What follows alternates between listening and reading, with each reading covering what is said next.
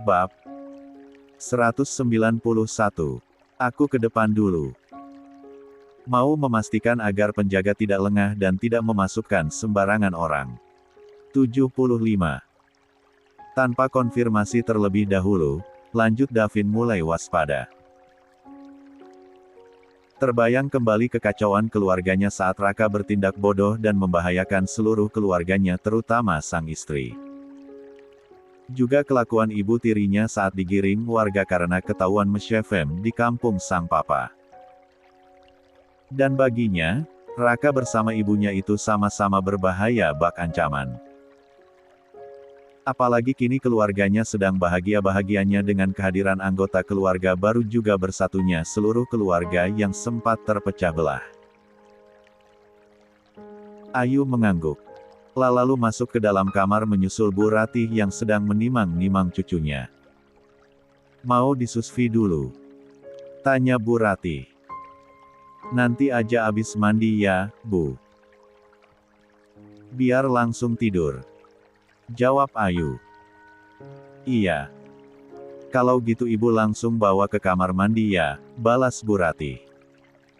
Iya, Bu.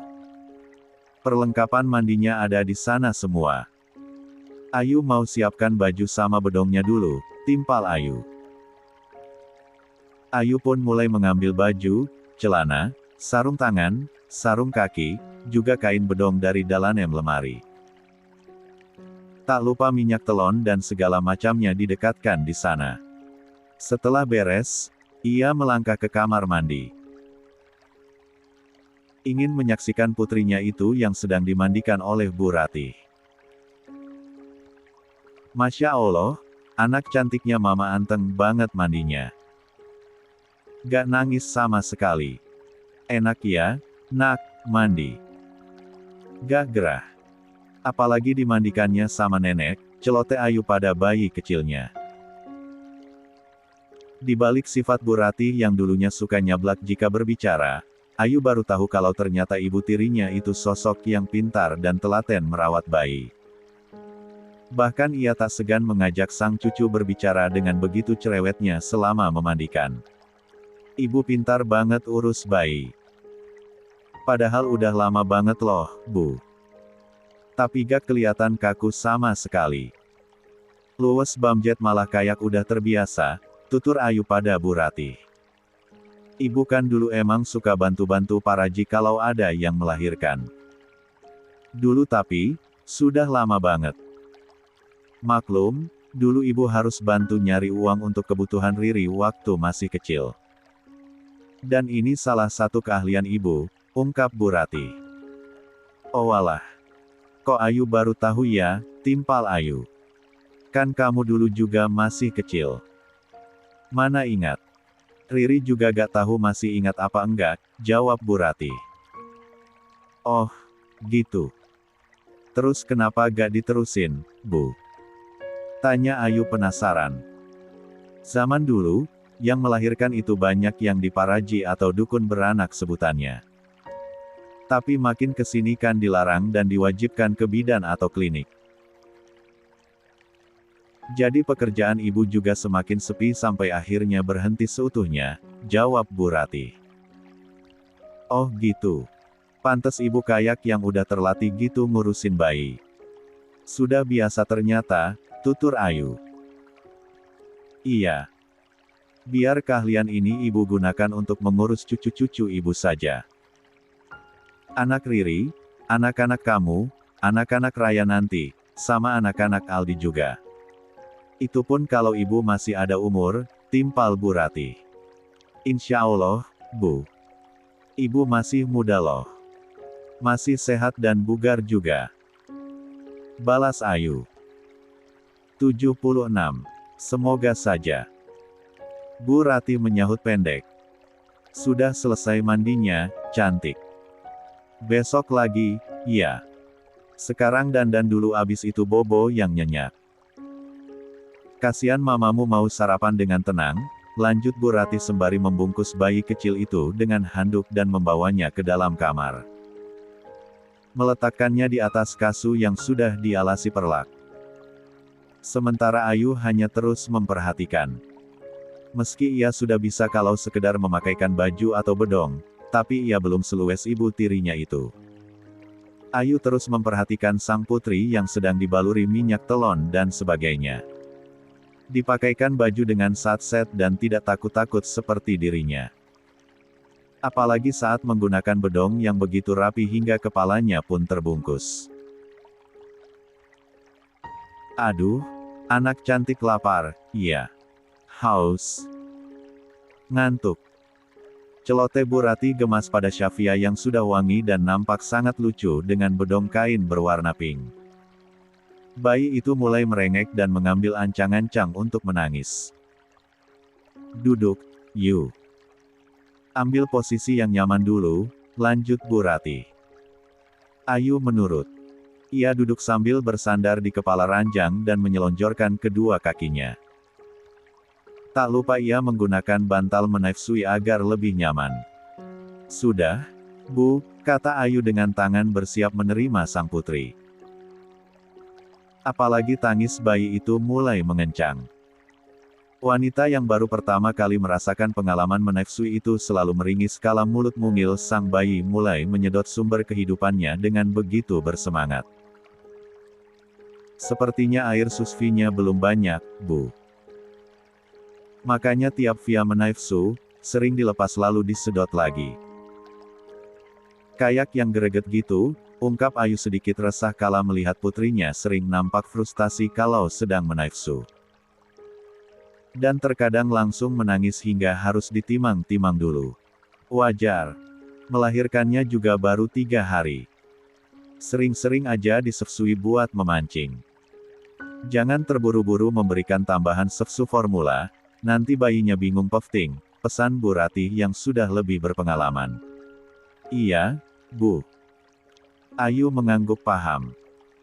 Ia begitu menikmati momen-momen bersejarah yang baru dialaminya.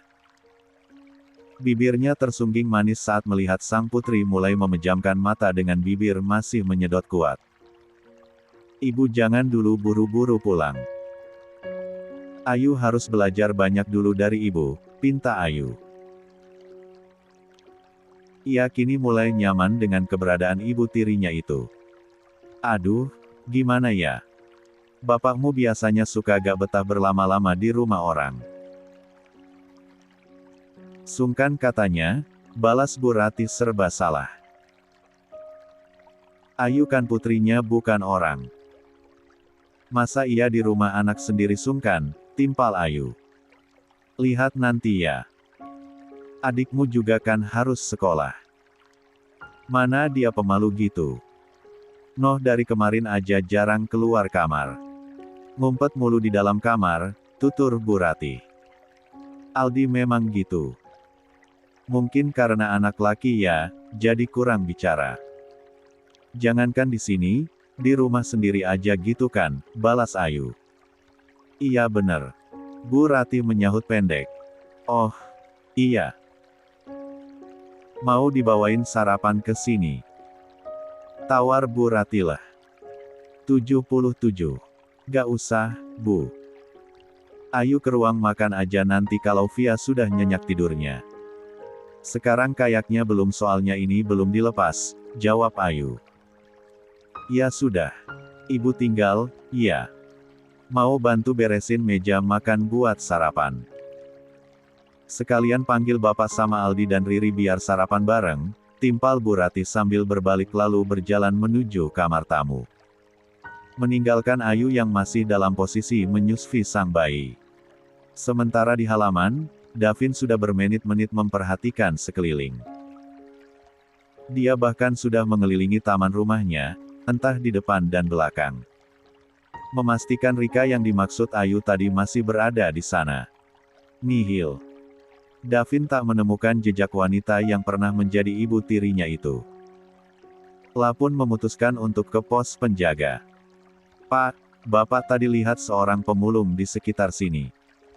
Tanya Davin pada penjaga rumahnya. Iya, Tuan, ada. Tapi sekarang sudah pergi. Sudah ditegur juga sama satpam komplek. Katanya nekat menerobos masuk, ungkap penjaga tersebut. Bapak lihat wajahnya. Mungkin Bapak kenal. Tanya Davin lagi ingin memastikan.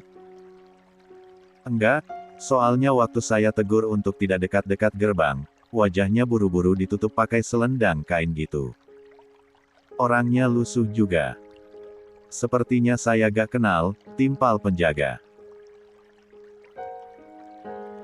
Oh, baiklah. Pokoknya, kalau ada orang yang gak dikenal terus mondar-mandir sekitar gerbang, jangan dibiarkan ada celah untuk masuk. Apapun alasannya. Apalagi kalau orang itu sudah pernah jadi bagian dari rumah ini tapi berkhianat, pesan Davin tegas. Siap, Tuan. Tapi, siapa yang dimaksud Tuan? Tanya penjaga itu memastikan. Mantan istri papaku, jawab Davin. Bergegas ia berbalik lalu berjalan cepat menuju rumah. Kemudian masuk ke kamar yang dulu ditempati Ricky untuk mengecek rekaman CCTV. Davin membulatkan matanya saat melihat memang ada wanita lusuh yang mondar-mandir di seberang gerbang rumahnya.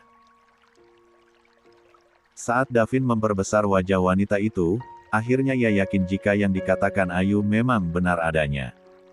Ternyata beneran Tante Rika. Ada urusan apa lagi dia sekitar sini? Gumam Davin. Aku pikir dia masih berada di kampung papa atau daerah yang dekat dari sana. Ternyata sudah sampai sini saja. Ah, iya. Anaknya kan ada di penjara. Dia pasti melakukan berbagai cara agar sampai kota ini dan bisa menemui anaknya kapan saja, lanjut Davin berkata pelan. Vin, kamu sedang apa? Kenapa bicara sendirian? Davin menoleh. Matanya sempat melebar menatap ke arah Pak Ardi yang ternyata sedang berdiri di ambang pintu kamar yang terbuka lebar tersebut. Oh, gak apa-apa, Pak. Davin tersenyum canggung. Ia yang semula duduk di kursi lekas berdiri untuk menutupi komputer yang masih menampilkan wajah Rika yang di zoom tersebut dengan badannya. Ini, lagi cek-cek email yang masuk. Soalnya di kamar Davin takut ganggu. Ayu lagi menidurkan Syafia, lanjut Davin berkilah. Jantungnya berdebar tak karuan, khawatir ayahnya itu melangkah masuk lalu mendekati dirinya dan melihat ke arah komputer. 78. Davin merasa, keluarganya kini sudah lengkap dan bahagia tanpa ada lagi konflik dan perseteruan yang membuat mereka saling menjauh. Ia khawatir, jika papanya itu mengetahui adanya Rika, sedikit banyaknya akan mempengaruhi. Apalagi jika mantan istri papanya itu mengemis untuk kembali. Pun dengan Pak Damar yang sudah berdamai dengan masa lalu. Munculnya wanita yang pernah menjadi sahabat sang putri namun akhirnya berkhianat, khawatirnya membuat luka di hati pria sepuh itu kembali basah. Sampai kapanpun gak akan pernah aku izinkan orang itu dekat-dekat lagi dengan keluargaku.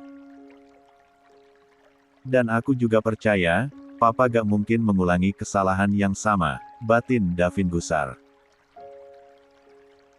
Selain Ayu dan Davin yang mengetahui kembalinya Rika ke kota itu, Nuri pun mengetahuinya. Tadi, ia yang berniat ke rumah Pak Damar setelah menyelesaikan aktivitas di rumahnya, memilih memutar badan lalu kembali pulang. Nuri sempat memperhatikan Rika dengan seksama hanya untuk memastikan jika penglihatannya tak salah. Di belakang pohon yang berdiri di pinggir jalan, Nuri menatap wanita yang sempat menjadi majikannya itu dengan kening berkerut. Saat ia sudah yakin jika wanita itu adalah ibu dari lelaki yang pernah merengket kehormatannya dengan paksa, Nuri pun bergegas pulang ke rumah. Dengan tangan gemetar dan jantung berdebar, ia menghubungi Ricky. Namun, suaminya itu tak kunjung mengangkat telepon darinya dikarenakan sedang sibuk. Ya Allah, ngapain itu Nyonya Rika ada di sana? Berani-beraninya dia kembali padahal sudah diusir Tuan Damar, gumam Nuri keheranan. Bu, ayo. Katanya mau ke rumah Om Davin. Naufal yang terlanjur diajak tadi mulai merengek sambil menarik pelan tangan Nuri. Maklum, anak berusia hampir 4 tahun itu kesepian karena hanya tinggal bersama sang ibu. Berbeda di rumah Pak Damar yang banyak orang. Nanti, ya, nak. Kan Naufal sendiri tadi lihat ada orang gay. Lah di luar sana. Ibu takut. Nuri memberikan alasan paling logis. Nanti nungguin orang gilanya pergi dulu. Sekarang Naufal nonton TV aja dulu atau main, ya, bujuknya lembut. Meski dengan mengerucutkan bibirnya, Naufal melangkah pelan menuju kamarnya. Menghampiri box yang dipenuhi dengan mainan-mainan miliknya. Berselang 1 jam, Nuri yang belum berani keluar lagi tersebut terkesiap saat mendengar ketukan di pintu. Siapa? Tanyanya kencang tanpa berani membukanya. Aku, Nur. Nuri pun menghela napas lega saat mendengar suara Ricky. Bergegas ia berjalan lalu membuka pintu rumahnya. Maaf, ya. Tadi aku lagi sibuk gak pegang HP. Baru lihat ponsel barusan saat sampai di kediaman bos besar, tutur Ricky begitu pintu terbuka. Ada apa memangnya? Tumben masih pagi sudah nelepon. Jangan bilang sudah kangen. Goda Ricky membercandai sang istri lalu merangkul pinggangnya untuk masuk ke dalam rumah. Itu, Mas. Aku tadi lihat Nyonya Rika waktu mau ke rumah Tuan Davin.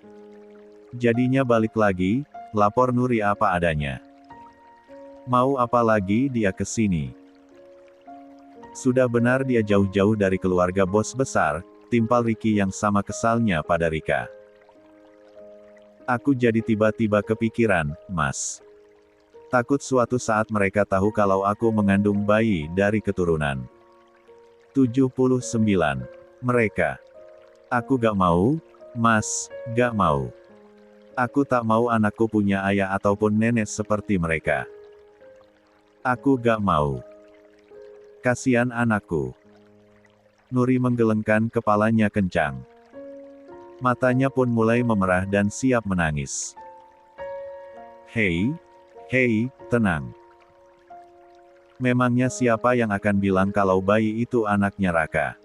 Gak ada. Toh yang tahu hanya kita berdua. Gak ada yang tahu selain kita. Jadi, sampai kapanpun, rahasia ini akan aman. Oke. Kamu tenang ya. Jangan panik gitu. Timpal Ricky memenangkan istrinya itu. Mas, janji. Tanya Nuri ingin meyakinkan dirinya sendiri. Janji, sayang, jawab Ricky sambil mengusap pucuk kepala sang istri. Kalau suatu saat aku ditakdirkan pergi duluan dari dunia ini, apa Mas akan tetap menganggap anak ini anak Mas sendiri?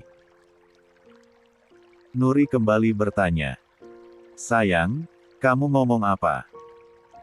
Yang pasti sampai kapanpun, anak ini tetap anakku. Sama seperti Naufal. Kita akan membesarkan mereka bersama-sama.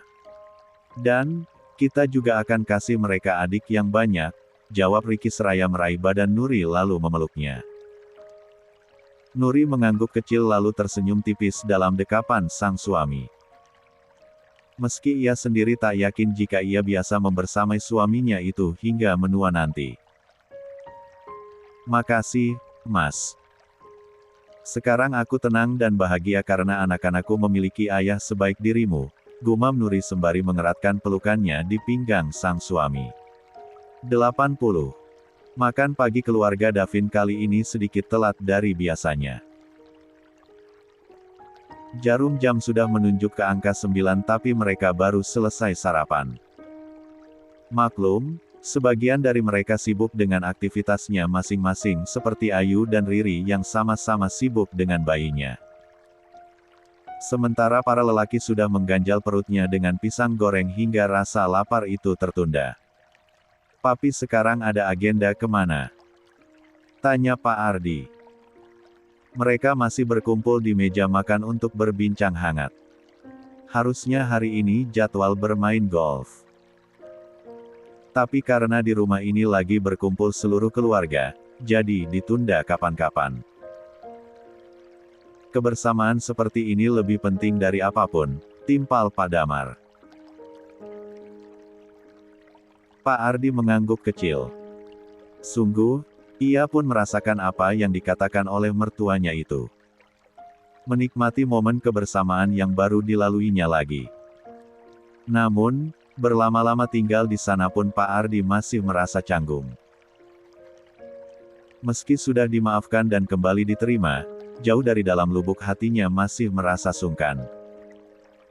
Benar sekali itu, Pi. Tapi, sepertinya saya harus pamit. Mau kembali lagi ke kampung, timpal Pak Ardi dengan senyum tipisnya. Loh, Pak, buru-buru sekali. Baru juga semalam, proses Davin nampak keberatan. Benar itu, Pak. Emang udah puas gendong cucu sebentar doang. Ayu ikut menimpali. Kami saja masih di sini, Pak Besan. Pak Lukman ikut bersuara. Disinilah dulu untuk beberapa hari ke depan, Di. Kita lagi bahagia-bahagianya dengan kehadiran anggota keluarga baru. Keluarga Ayu juga masih berkumpul di sini. Belum juga mengadakan syukuran. Pak Damar akhirnya bersuara. Dan komentar Pak Damarlah yang memang dari tadi ditunggunya. Aduh, gimana ya, Pi? Pak Ardi nampak bingung. Ya sudah kalau begitu. Tapi sepertinya gak bisa terlalu lama juga. Soalnya Ardi ninggalin usaha kecil-kecilan di sana. Meski ada orang yang dipercaya untuk mengurusi semuanya, lanjut Pak Ardi akhirnya. Sampai acara syukuran saja. Kan beberapa hari ke depan mau langsung syukuran sambil akikah. Bukan begitu, Vin? Tanya Pak Damar pada cucunya. Insya Allah, Kek, semoga dimudahkan, jawab Davin. Berarti masih 3 harian dong? Tanya Pak Ardi. 3 hari itu cepat. Apalagi kalau banyak orang seperti ini. Waktu gak akan kerasa, timpal Pak Damar. Saya, izin pulang saja dulu Pak Besan. Nanti kalau mau acara syukuran, baru kesini lagi, kata Pak Lukman yang nampak sungkan.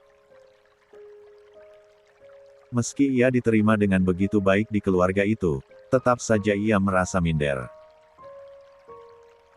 Ia sadar bukan dari kalangan atas seperti keluarga suami sang putri. 81. Pulang mau apa toh, Pak? Sudah di sini saja. Kasihan Ayu. Dia seneng banget loh keluarganya bisa berkumpul seperti ini. Kan jarang-jarang. Ibunya juga bisa sering-sering bantuin Ayu, apalagi besok Davin mulai bekerja, balas Pak Damar. Gak apa-apa, Pak. Di sini saja dulu, ya. Ibu masih kepengen merawat cucu. Kasihan Ayu. Jadi dia bisa sering-sering istirahat kalau bayinya ada yang nungguin. Bu Rati pun ikut berkomentar. Apa yang ibu bilang, benar, Pak. Ayu masih harus belajar banyak dari ibu. Karena ternyata ibu telaten banget rawat bayi. Sementara Ayu kan masih baru. Belum mengerti apa-apa. Ayu pun turut berkomentar. Tentu saja karena ia merasa bahagia dengan berkumpulnya seluruh keluarga. Dan entah kapan bisa berkumpul seperti itu lagi. Pak Lukman menghela napas pendek. Ya sudah, Bapak ngikut saja, timpalnya pasrah. Nah, gitu dong, Pak Besan. Ini kan momen bersejarah. Menyambut kehadiran anggota keluarga baru di keluarga kita, balas Pak Damar sumringah. Semuanya tersenyum penuh kebahagiaan. Hingga rumah megah dan besar itu terasa lebih hangat dan hidup dari sebelum-sebelumnya. Pun Ayu yang baru melahirkan beberapa hari yang lalu. Merasa sangat terhibur dan bahagia. Kebahagiaan itulah yang memang harus dirasakan ibu menaifsui demi kelancaran produksi ASI. Dengan keberadaan Bu Rati, Ayu pun jadi lebih banyak waktu untuk istirahat dan untuk dirinya sendiri. Karena bayinya sering ditemani dan diurusi oleh ibu tirinya itu. Kecuali menaifsui yang tidak bisa digantikan oleh siapa-siapa. Hai, Ri. Siva tidur. Ayu menghampiri Riri yang baru saja keluar kamar. Menutup pintu dengan sangat hati-hati agar tak mengganggu tidurnya sang putri. Riri mengangguk. Via tidur juga? Tanyanya. Belum. Abis disefsui tapi gak tidur-tidur. Lagi ditimang-timang sama ibu. Jawab Ayu. Duduk situ, yuk. Mumpung anak-anak aman, lanjutnya sambil menunjuk sofa di ruang TV. Riri mengangguk. Ia pun melangkah mengikuti kaki Ayu. Lalu keduanya duduk saling bersisian. Ayu mengambil remote. Menyalakan TV untuk menemani mereka agar tak terlalu sunyi. Mencari-cari saluran yang dikiranya menayangkan tayangan menarik. Jadi gimana, Yu? Kira-kira ada kerjaan gak ya buatku? Tanya Riri mengawali pembicaraan. Jangan yang kantor-kantor gitu. Takutnya skill dan kemampuanku kurang. Maklum, kuliah bentaran doang. Itu juga seringnya sampai gerbang doang. Kadang gak masuk kelas, lanjut Riri diakhiri tawa kecil. Tawa untuk menertawakan dirinya sendiri sebenarnya. Menertawakan nasibnya yang begitu miris akibat dari kebodohan dan kelakuannya sendiri. Santai dululah, Ri. Siva juga masih kecil, masih membutuhkan waktu banyak dari ibunya.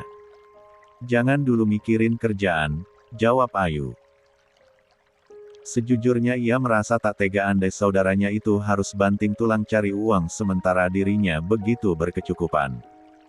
Gak bisa, Yu. Aku ibunya. Aku harus bertanggung jawab pada hidup Siva, bukan orang lain. Lagi pula, semakin ditunda, Siva semakin besar dan semakin membutuhkan biaya juga. Apalagi kalau sudah sekolah, timpal Riri. 82. Kalau aku kasih modal usaha terus kamu yang jalanin, mau gak?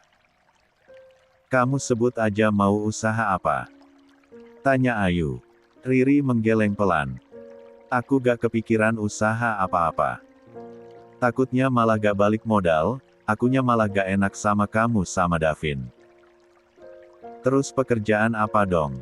Ayu bertanya bingung. Kalau kerja di rumahku, mau gak, Mbak?